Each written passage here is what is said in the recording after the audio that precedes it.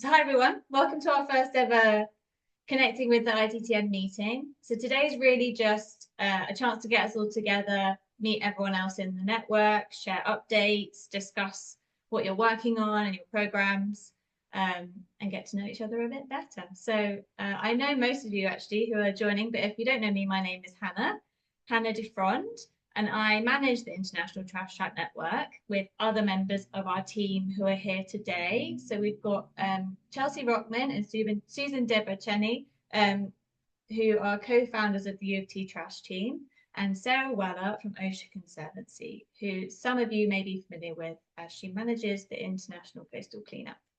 So most of you have already done this, but before we get going, some just quick notes. Please, if you can keep your microphones off while others are presenting, just to avoid any background noise for the speakers. But we do have the Zoom chat open for questions and discussion throughout. So please ask any questions in there or share any thoughts. I mentioned at the start, but we are recording the meeting today because we have several groups who can't attend if they're in completely different time zones and completely different areas of the world. So if you don't want your face to be in the recording at any time, then you're welcome to keep your camera off. But it will mostly be, we'll be spotlighting everyone who's speaking. So hopefully it will just be the people who are speaking whose faces are on the recording, but just a note. Okay, so now for what we have coming up in today's meeting. So I'm going to start us off with an overview of the ITTN for those who aren't too familiar with us. I'll share a bit about some of our resources and a sneak peek of our network numbers for 2024. Then I will hand it over to the rest of you. So we asked if you wanted to present about your work today to send us some slides, and several of you have. So thank you for those who've done this. Really looking forward to hearing about all your different programs. So we'll have some time for that. That will be the bulk of the meeting. And I'll tell you a bit more about how that's going to work. And then finally, we'll just have a few minutes at the end to share some important links and details and to wrap up the meeting. Because we have quite a few people sharing slides, we might not have a huge amount of time for Q&A. So I would suggest if you do have a question, please just ask it in the chat and the speakers can respond once their turn is finished. Or if you don't have time to do that, then just make a note of anyone you want to follow up with after the event, because I think it will go quite quickly once we get started. Okay, so on to the intro about the ITTN. So the International Trash Trap Network, or ITTN, we formed in 2021. We're a global network of local groups all working together to increase cleanup efforts using technologies, which we call trash traps. The network is led collaboratively between Conservancy and the University of Toronto Trash Team. Through our network, we aim to bring together local stakeholders to build programs that engage and inform local communities about their plastic pollution problem, and also use harmonized data collection and reporting to quantify our collective impact, and importantly, to inform upstream solutions to plastic pollution. The ITTN supports local programs largely through sharing resources and information. So we have resources that fall into three broad categories. So we have project planning and implementation, education and outreach, and then data collection and reporting. And so our resources for project planning were developed really in response to information that lots of groups were seeking to start a new program. So for example, we have our device directory, which includes information about different traps used around the world today. And the aim of this is to better inform stakeholders about the options of trash traps available to them. To support education and outreach, we have resources like our activity booklet, which you can see on the far right with the googly eyes on it, and an instructor's manual that goes along with that, which can be followed to run events and engage audiences of different ages. To support harmonized data collection and reporting, we've developed adaptable data collection protocols and data sheets. And by using these methods, we hope to develop a comparable global data set of trash trapping efforts. And all of our resources are available to download from our website, which we can share in the chat soon, along with some other links that might be of interest. So as of last summer, you can now report your trash trapping data through Ocean Conservancy's CleanSwell app. It's very exciting. Using CleanSwell means you can report data out in the field, so you don't need to use paper data sheets. And the app has already been used for several years for groups to share data from manual cleanup events. So we've added a route for trash trapping. All data reported through the app flows straight into our online database. So your recording and reporting is all completed in one go. And you can scan the QR codes on the slide if you're very quick to test it out and have a look. But we also, any data that you've already collected, some of you on the meeting today have sent it via Excel data sheets, which we can also upload to the database. Data collected by groups in the network contributes to this global database we call Tides. Data in Tides includes both trash trap and manual cleanups, and you can go on the website and view and download the data. Anyone can view it anywhere at any time. By sharing our data in this way, we hope to elevate the impact of our local programs, as this data can then be used for scientific research, education, and informing policy. And so far this year, actually, 40 papers apparently have used ICC data, and more than 250 studies have cited this data in their papers, which is amazing. So we hope for the use of this to expand with the addition of this new data set from our trash traps. And if you haven't already seen her, Sarah Weller from Ocean Conservancy is on the call.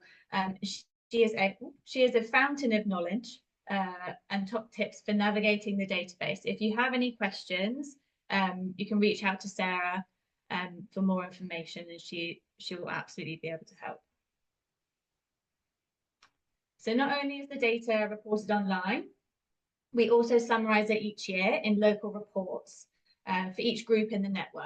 And we also prepare a network-wide report, which is the one in the middle. These are examples from previous years.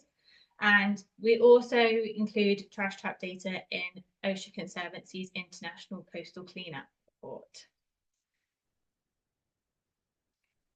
As a network, we also hope to facilitate connections between groups using trash traps around the world. So you can connect via our Facebook page to ask questions and seek advice from fellow trash trap users.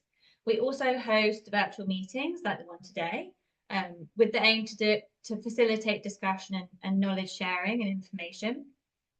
To keep up to date with the network, all of you are already on there, I assume, because you heard about this meeting, but you can join our mailing list, which we'll link to in the chat in just a moment.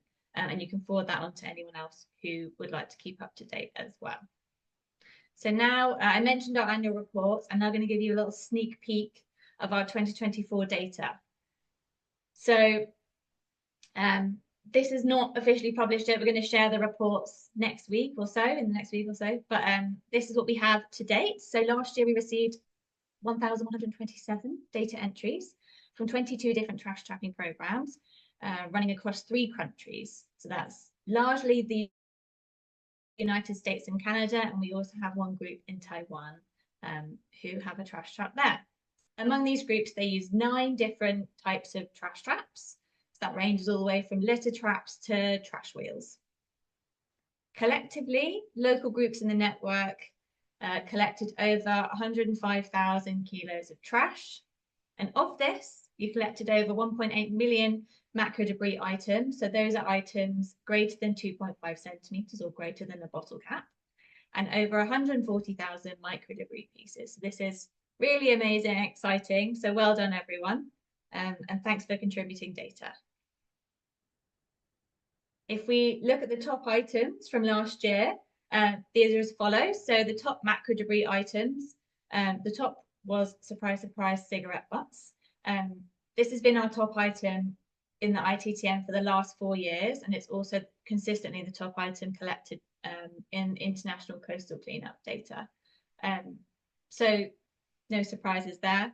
But then the other top items we collected in the network are grocery bags, plastic beverage bottles, food wrappers, and then large plastic styrofoam pieces. And this actually, interestingly, was the same top 5 as we had last year, just in a very slightly different order. So we're already noticing some trends in the trash trapping data. Of the 5 categories of microdebris items that we record in our data, foam pieces were the top microdebris item collected among groups in the network. Again, this has repeatedly been our top microdebris item collected using trash traps since the network began compiling data. So it's a very common pollutant everywhere. So this is a preview, but our official reports, as I said, will be shared in the next couple of weeks. If you're on our mailing list, you'll receive the full version of this report via email. If you contributed data to the database, which I know several of you have, you will receive also a local report of your achievements for the year. So keep an eye out for that. And thanks once again to all the groups that have contributed data to the network. Okay, now over to you. So that's enough from me. We're now going to move on to the group share out portion of this meeting. So I'll give you a quick lowdown of how it will work. So we have 9 groups presenting today. Each will have 4 minutes to present. When it's your turn to present, I have all your slides in this presentation, so I will just show your slides and you can let me know when you want to move on to the next slide and I'll keep things moving. When it's your turn to speak, just unmute yourself, and if you want to turn your camera on, please do. I'll be keeping track of time and I will let you know when you have 30 seconds left with this buzzer, which Chelsea hasn't actually heard yet. Hopefully you can hear it. Wait. No, it's not working. Did you hear it? It's a duck. So I'll show this buzzer when you have 30 seconds left. Please, at this point, finish up your thought or your sentence so you can have a nice ending to your slides. And then if you have got more slides, unfortunately, we'll skip them just so that we stay on time, so that the people who are going last still get a chance to speak and share about their work. We have quite a few groups speaking. So as I mentioned before, it's unlikely that we'll have loads of time at the end. So if you are sharing slides and speaking today, please, I encourage you to share your email or contact details in the chat so that others can contact you and follow up with any questions or further discussions that you want to have. It's going to be a bit quick fire, a lot of information, but hopefully quite fun. So we'll see what happens. So this is the order of presenters today. So we have the U of T Trash Team, then we have Chattahoochee Riverkeeper, then EcoSuperior, then Operation Trap. Then we have Hudson River Park Trust, followed by River Recycle, Wild Coast, Clean, and Plast Centre Denmark, who are kind of one after the other. Their projects are related. And then, unfortunately, we don't have Worthington Products anymore today because Jared can't make the call. So we have, that's the order, but I'll let you know when it's your turn and you'll notice because your slides will be on the screen. Does that all sound good? I haven't been able to check the chat because I've been talking too much, but hopefully all sounds good. So we'll get started. And Chelsea is up first from the U of T Trash Team. So Chelsea, if you're ready, I will share your slides. Okay. Great. Well, thank you so much. I'm going to set my own timer so I don't get the duck twice. So my name's Chelsea Rochman. I'm from the U of T Trash Team. I thought I would start by just talking a little bit about our history, which is that we started working with Just Ports Toronto and the City of Toronto in 2019, got our first traps, which were sea bins. Since then, our program has grown. We now have lots of different traps, lots of different collaborators, as you can see here on the bottom screen, where we created an entire Toronto Inner Harbor floatable strategy, seeing the value of trash trapping for monitoring, as well as to inform upstream sources for campaigns and research to help us reduce. We thought it would be really neat to start the International Trash Trap Network. So we reached out to Ocean Conservancy and said, could we work together to include trash trapping data as part of the International Coastal Cleanup? And here we are today. So really a pleasure to be here and really great to see so many on the call. Next slide. So for our team, our trash trapping project hires 5 to 6 students every summer. So we're really youth-led. And our trash trapping program is one of the signature projects of our Inner Harbor floatable strategy and really is led by these students. We can't trap all year because we're in Canada where things freeze. So our season, I'll talk about our 2024 results, and our next season starts in just 1 month. We really do see the value in trapping for monitoring, collecting data. to inform upstream research as well as upstream campaigns. So yes, we're cleaning downstream, but we really use that data to inform what we do upstream, again, including with our students. Next slide.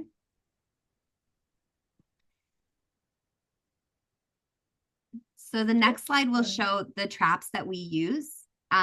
We started with sea-bins, as I mentioned. We also now today have litter traps along our main street on the Toronto Harbor or waterfront. We have waste sharks, which are really fun. Those are probably a student favorite. We have an osprey litter boom that we've had for the last couple summers. And we also skim, which I understand is not a trash trap. We include that under our international coastal cleanup data, like actual cleanup, but it's really effective. So I thought I would include it here today. And finally, our last slide, Hannah, if you can go ahead, is it is our 2024 results. So in 2024, between May through October, we removed 642 kilograms of anthropogenic debris, most of which is plastic pollution. This includes about 54,000 large items, 174,000 small items. And you can see a lot of the stuff we collect, which includes cigarette butts and other tobacco products as some of our largest large items, and single-use plastics as like foodware. And if you look at our small items, we have a lot of foam, a lot of which is construction foam, and a lot of, we do have pre-production pellets from industry upstream. And we work on a lot of those sources through other projects to eventually try to make it so we don't need trash traps because we've prevented it from reaching the water. But we're not there yet. So we're looking for our 2025 season where we've hired 5 students, and we'll get started in about a month. And I'm done, Hannah. Thank you. Nice. You're very much in time, Chelsea. So thank you for that. If anyone has questions for Chelsea, please share them in the chat and she can answer them while others are presenting. Okay, next up, Chattahoochee Riverkeeper, Jordan. Hi there. Hi. Good morning. My name is Jordan. I'm the Watershed Protection Specialist for Chattahoochee Riverkeeper, and we're a 501c3 nonprofit based out of Atlanta, Georgia, United States. And basically our mission for the past 30 years has just been to protect this river, which flows through Georgia and provides drinking water for about 5 million people in the sort of metro Atlanta, North Georgia area. We do a lot of in-person sort of like volunteer cleanups. We get groups of 20, 30 people. They go out into the woods, into our rivers and wetlands with staff members, and they pick up trash. We've done that for a number of years now, but in 2019, we decided we wanted to take it to the next level and start employing some different technologies to actually get trash out of the basin. So that was the beginning of our trash trap program. We mostly operate small boom kind of style trash traps in small tributaries and streams of the Chattahoochee. Now the program has grown to the point where we have 10 traps all around the state, and they collect about 3,600 pounds of trash a year. That's, I didn't include it, but that's about 1,620 kilograms. I'm not going to do the metric conversion for the volume, but all in all, it ends up being about 1,000 cubic feet of trash.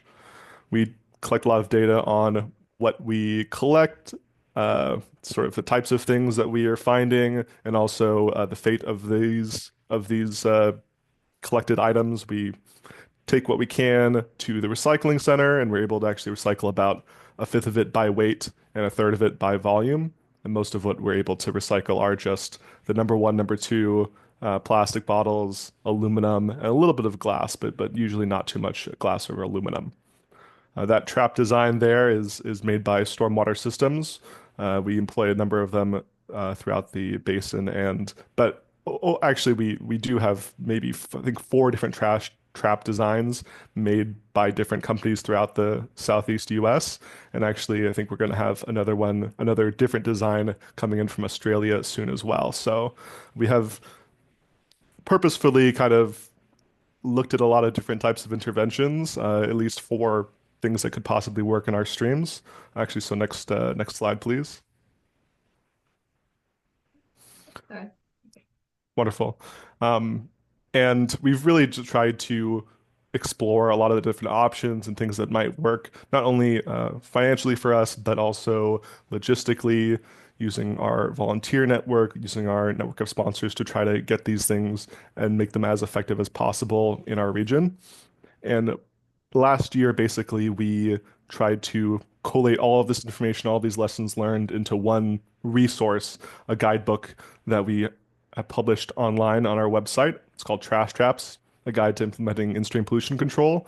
It really is focused on these sort of smaller traps, the ones that are picked, cleaned out by hand in tributaries that are maybe 30 feet wide, 10 meters wide, something like that, with medium trash loads, maybe amounting to a few hundred or a few thousand pounds of trash per year per trap.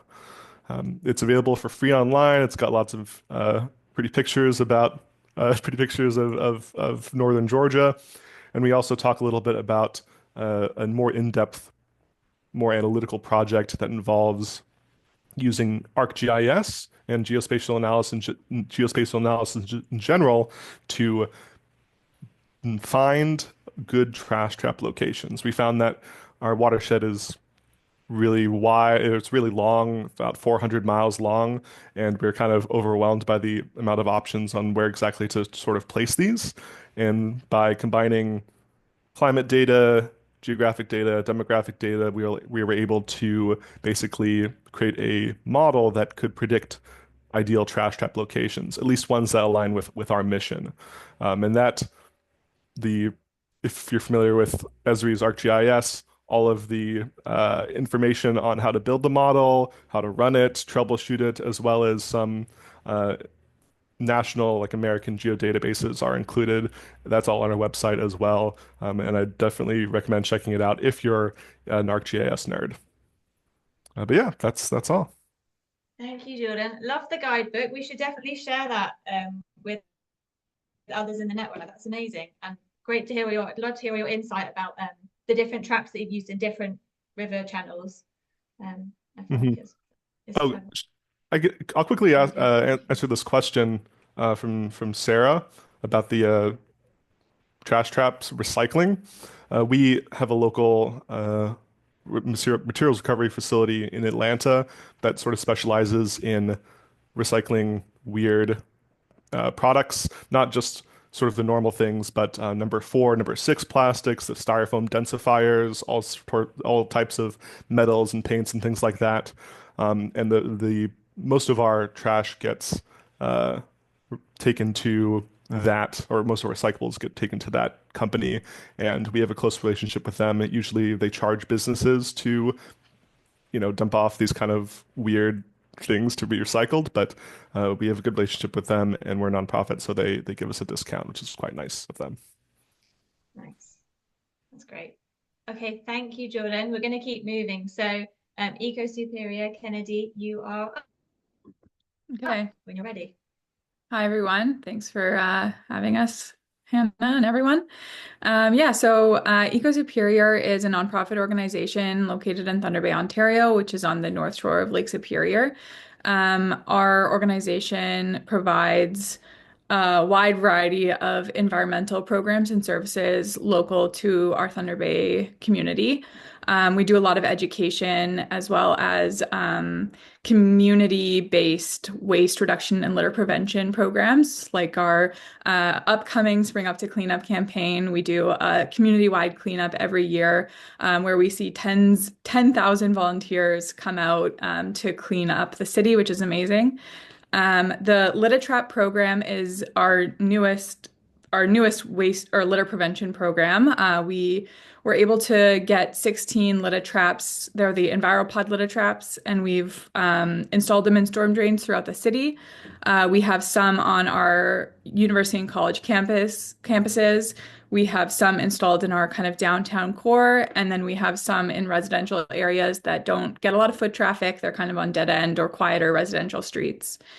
In 2024, we monitored them between May and October, and we diverted a total of 1,495 items, almost 1,500 items. And unsurprisingly, a large majority, 61% of that was cigarette butts. So we diverted 916 cigarette butts from our city storm drains, which is both amazing and saddening. Yeah, and as you can see from the graph there, the green bars represent our downtown core litter traps. And so you can see that the vast majority of the litter we diverted was from the downtown area. And that's not super surprising, again, because it's where we have a lot of foot traffic and a lot of people. It means more opportunities for litter to appear. So next slide, please. Based on our results, we have worked with the City of Thunder Bay to install more ashtrays in our city parks. So the one you can see in the picture on the right is our Hillcrest Park location, which is where we found the majority of our cigarette butts. It's a popular area to overlook the city. You can see in the background of the picture, it's a really nice spot. People sit there and eat their lunches and smoke cigarettes, apparently. So we installed 3 ashtrays in that park. And we're hoping this summer to expand the ashtray in city parks program and hopefully have ashtrays installed in all of our city parks, or at least all of our major city parks here in Thunder Bay. And yeah, so we've had a lot of positive response with this litter trap program. I've talked to a lot of people while I'm digging through the storm drains, and everyone I've encountered on the street has given me kind of a weird look, like, oh, what are you doing? But then also happy that someone's out there doing it, as well as support from the media and from the City of Thunder Bay. And we're hoping that we will be able to expand this program next year, hopefully. We're looking at getting some more litter traps as well as the mesh liners, so we can start diverting microplastics as well as macroplastics. Next slide, please. And this project was conducted on the traditional ancestral lands of the Anishinaabe people and the signatories to the Robinson Superior Treaty of 1850. So we're really lucky that we get to do this work on this land. And we also have lots of great sponsors that help make our work possible. So thank you to all of them, and thank you to all of you for listening. Thank you, Kennedy, and you were perfect on time. So thank you. Any questions for Kennedy, again, share them in the chat and she can respond in the next few minutes. Okay, next up is Operation Trap. So Monica, whenever you're ready. Hi, how are you? And Kennedy, I'm right there with you. I get all the weird looks too.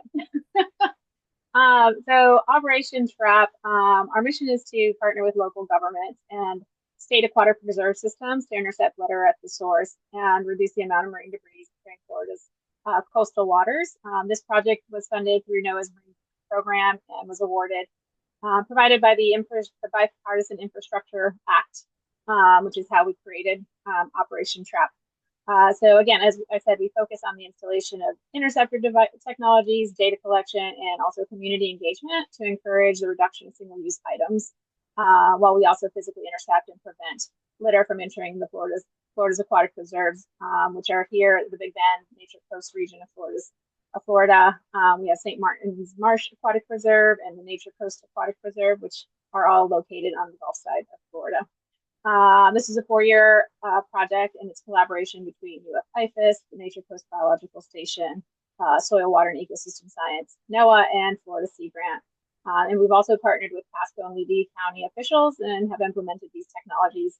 And the project's aim, again, is to build a local infrastructure that are able to contribute to global and nationwide plastic interceptor goals. And in this first slide, I'm showing the 3 technologies that we are using. We actually use water goats, which are similar just to floating boom catchment devices that capture floating plastics. In the bottom left-hand corner, that's one of our storm drain traps. And in the right, we also have the right bottom picture is a monofilament tube. So we are using 3 different devices to capture 3 different types of trash. Next slide, please. So here's just maps of the 2 locations, basically where we are. On your left side, we have Cedar Key. We have installed 9 different types of storm drain traps.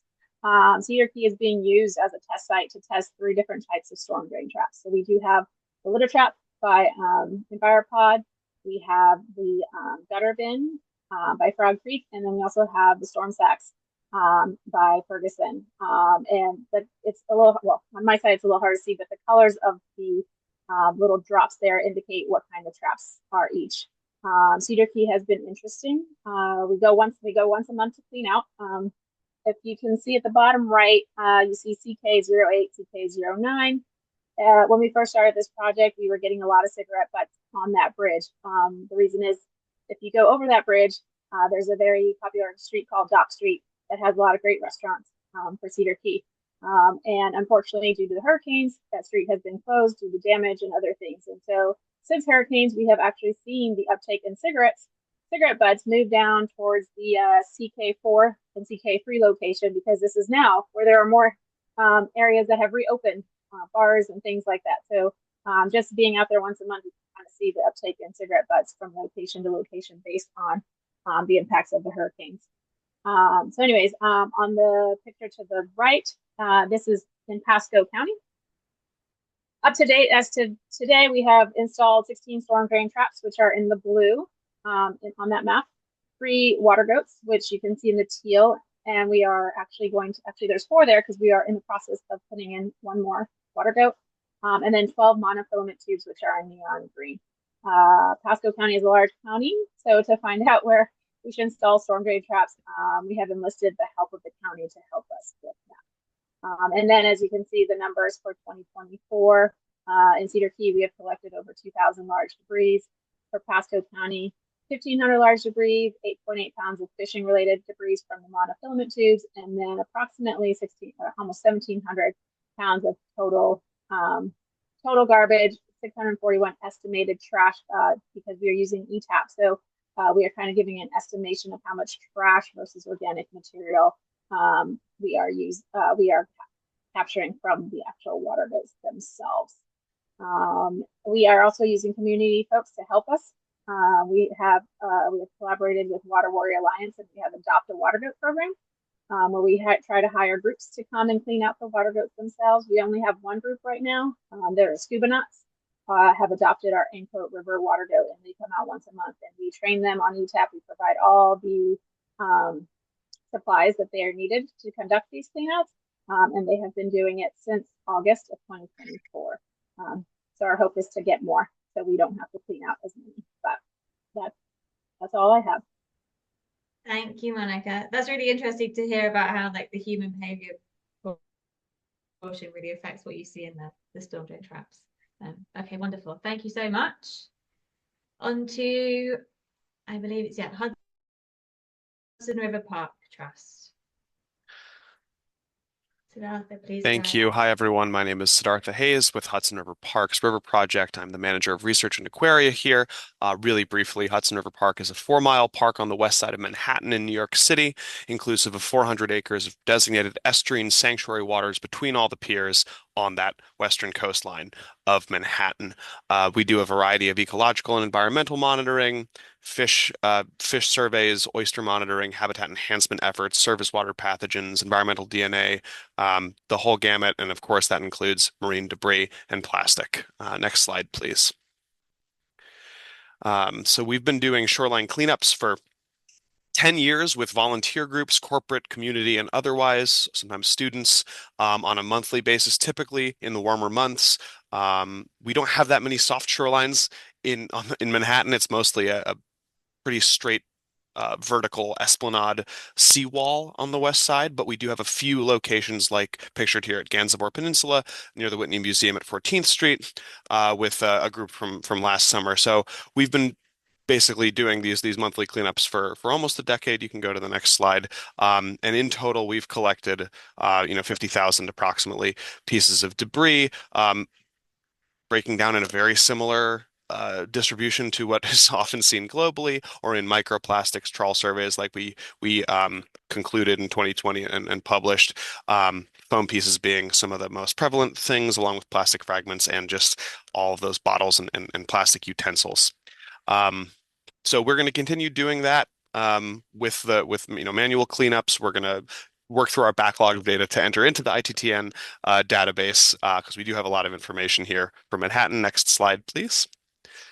But we also just recently got a waste shark from Rand Marine. by democratic vote, her name is Gulp. So that's what we're referring to her to as. But essentially, we're starting to pair these with our cleanups, have our staff and our seasonal staff, college graduates and college students help us to pilot her and get the offshore debris that is not able to be gotten by the participants on the shoreline. We're preliminarily finding that it's grabbing more intact debris, whole bottles, whole food containers, versus a lot of those fragmented plastics and pieces that have already been degraded either in the water or on the shore, and then, deposited into the riprap. So we're going to continue doing this work, and we're excited to kind of join this network and share out more in the future. And next slide, I think I just have my contact information and some links I'll put in the chat. But essentially, if you want to learn more about research, I'll post a link to that. And I'll also post a link to our Park Over Plastic Toolkit, which was published in 2022. Because we are a big part of the west side of Manhattan, we have tenants in our park, and we have a concerted effort to reduce single-use plastics in any of these vendors, food facilities, or otherwise tenants. So we have some guidance for outreach and just essentially trying to go green as an organization. So I'll put those in the chat, and happy to answer any questions thereafter. Thanks. Thanks so much. Yes, please do share in the chat. That would be really great. Wonderful. Okay. Next up, we have River Recycle. I'm not sure who's speaking from River Recycle, actually. The person whose name is on the agenda is not on the participants list, so it's only if they're listed as guests. Ooh, we might have, maybe we will, if they are not here, we can skip, and then we can come back if they appear later on. Okay, so after them is Wild Coast. Do we also not have anyone from Wild Coast? Hi. Wait. Wait. Hi, Faye. Please go ahead and Sorry. And share. Can you hear me? What was yours? Can Oh you no, hear you're fine. Oh, okay. I can hear you. Sorry. It's like, okay. Good morning, everybody, and thanks for inviting us. We're happy to be here. I'm Wild Coast. I have like 2 more people. Team friends in the chat, but in the conference, but we work in the US-Mexico border, and for what I've seen in your presentation, we have a very different animal here. We're talking about a tsunami of plastics. Forget little wraps and butts, cigarette butts. We have plastic. A lot of bottles, chlorine bottles, washing soap bottles and all kinds, toys, bowls, furniture coming down the rivers. The situation is that, as you can see in this first picture, Tijuana, where we work, where we put 2 trash booms, it's higher than San Diego. So everything comes down with gravity. And this is the first trash room that you see here that we put. And we put it, this is one of the tributaries to the Tijuana River. There are like 26. And this tributary, the problem with us is that they also carry sewage water. So we don't only have the plastics. Out of those plastics, I forgot to tell you, we have 43% of those plastics are tires, used tires, so huge tires coming down. These communities are, as we call them today, euphemistically underserved, but really underserved, no services. There's very little trash pickup. And so, Walco's decided to apply for money, for resources to do this. And thanks to the donation of the of the Benioff Foundation and Coca-Cola gave half, we were able to start this program. We have the 2 trash booms. We have collected 280,000 pounds, 89 of which are tires. We said pounds because I thought that most of you are Americans. Okay, so let me, if you want to give me the other trash boom. The second trash boom were more, this is Rosario's here. The second trash boom, we were more creative, and we made it out of nets, fishing nets. No, the one before. Oh, sorry. Thank you. This one. These ones, fishing nets that were collected in the ocean, floating, fishing nets. So it has been working pretty good. So we do a lot of community work. We do hire some community people to help us, because every time it rains, we wait that the water comes in and it goes down, and we come in immediately, take out the trash, sort it, weigh it, and we have built the first real database. So maybe we should share it with you, definitely, in the area. It's the first one that exists.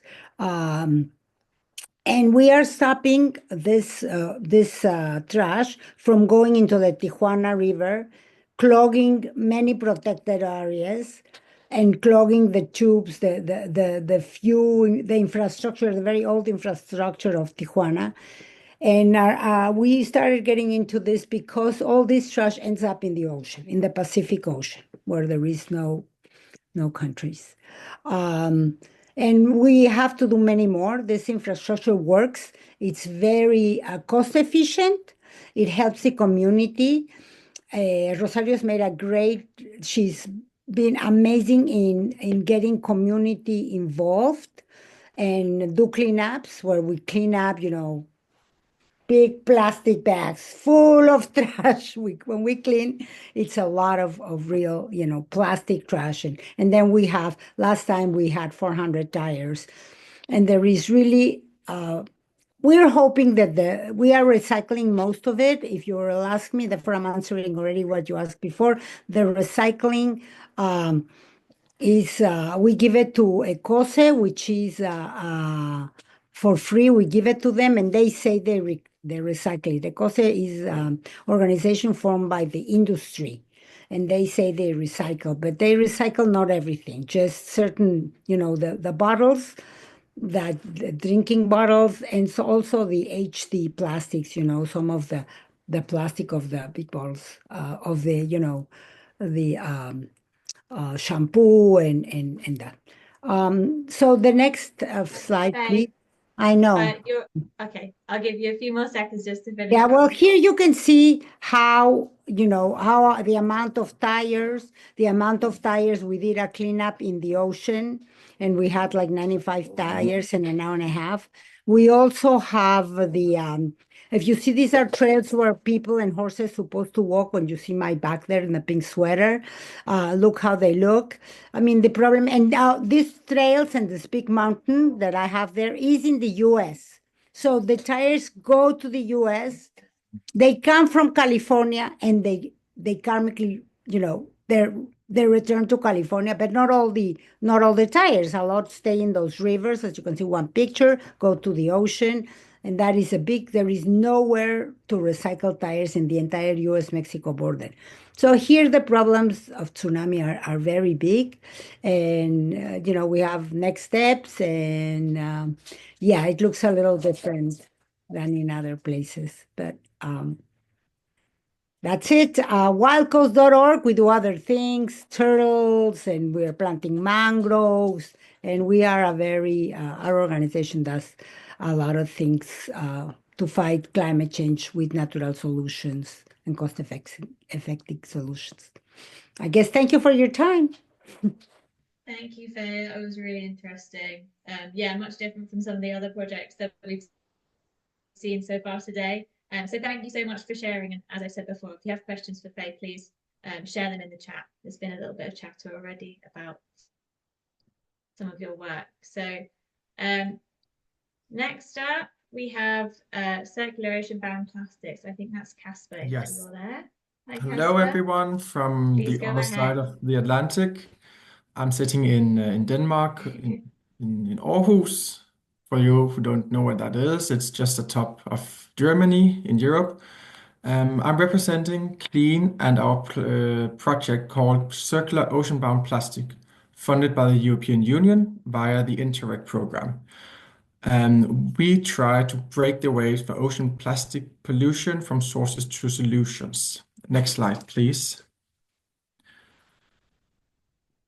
Yes, so our project is co-funded by Interreg South Baltic project. We are a project that are collaborating with 4 different countries, Denmark, Sweden, Poland, and Germany, where we are collecting, analyzing, and reusing ocean-bound plastic. And by ocean-bound, we just mean plastic that have been in waterways, in rivers, before entering the South Baltic Sea. We aim to encourage SMEs to find innovative solutions to provide waste management, both to minimize the waste in the urban areas in different ways, but also how to reuse and regenerate the plastic to new products. We are currently collecting litter from 3 pilot cities, Gdansk in Poland, Rostock in Germany, and then Aarhus in Denmark. Malmö is also represented here, but they are more a desk research partner where they have collected approximately 200 different SMEs and factories that are reusing mechanically or chemically plastic waste, and also a long list of people that are reusing plastic. Next slide. Thank you. We use it in different methods of plastic.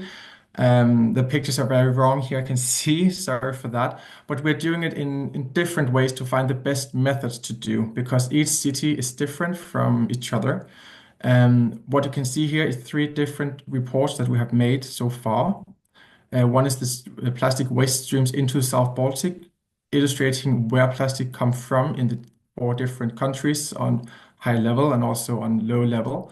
Then we have the business opportunities, is where you can see 200 different companies is listed, but also 4 different levels of minimizing waste. That could be stormwater trays, that could be a robotic arm collecting litter, as we do in Aarhus, as Geraldo will, what do you say, cover up afterwards than me. And then we also have this pathway for cleaning collected ocean-bound plastic, a more scientific way to indicate how is the best ways to clean plastic, because plastic is not just plastic as we know. In Gdansk, we are using kayaks for improving the tourism, collecting litter by that. In Gdansk, they're using pork bins in the harbor because they have a huge harbor for that. And then in Aarhus, we're using a robotic arm that can detect when fishes are arriving, so it will just rise up by itself, not destroying the ecosystem, and also have some thermoatic cameras, so when people are kayaking in the rivers, it will also just lift it up by itself to prevent damages at all. It's a very clever thing that Geraldo will talk more about. Yeah, I was told I only had like 4 slides, so the next slide is just my oh yeah, you can see some of the bad pictures here, but I will just show you the I can just share the what do you call it, the website we do have for the project, where you can find more information about it and how we're collecting the different things. And the pictures that are covered right now, you can also find them on our website and our LinkedIn. So that's all from me at this moment. If you want to hear more, you're more than welcome to contact the project. We are currently 9 partners from each of the countries. Yeah. Thank you very much, Kasper. Sorry about your slides. I should have checked. No, that's completely fine. Then we just have a teaser for all of you, so you have to go into our website to see it. But yeah, the robotic arm is extremely clever, and it's been proof of concept from a scientific review. A professor in Aarhus University have confirmed that this arm is good for the environment and for the fishing, and it has a conveyor belt that I talked to Hannah about, so it can just remove the litter without using manual work at all. Yeah, so that's it from me. Thank you. Thank you, Kasper. Yeah, please do share the website, and then people can go and see the images, because I thought it was really cool, as I've said to you. So the next presenter is talking about the same project, but I believe more locally. So Yeah, Geraldo, hello everybody. My name is Geraldo Mihut. I'm from Plast Center Denmark, from Esbjerg. I would like to start a bit presenting the company where I work. We are a focal point for companies and knowledge institutions that are interested in working with the plastics and polymers. We test polymers, we test plastic. We also offer courses and trainings for other companies and customers. The same like Kasper, I also work in the COP project. We do more the technical part, the engineering part of the project. So basically, the Aarhus municipality is collecting the plastic, and then they send the plastic to us, and we maybe we can go to the next slide so I can show a bit the.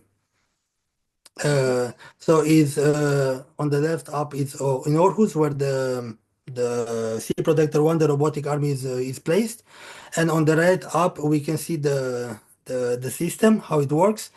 So all the plastic that flows into the river goes and it's collected by the machine, and then right down we can see the conveyor belt, and it's automatically every second hour it will be emptied into a bin. So there is no manual work, only afterwards to sort it.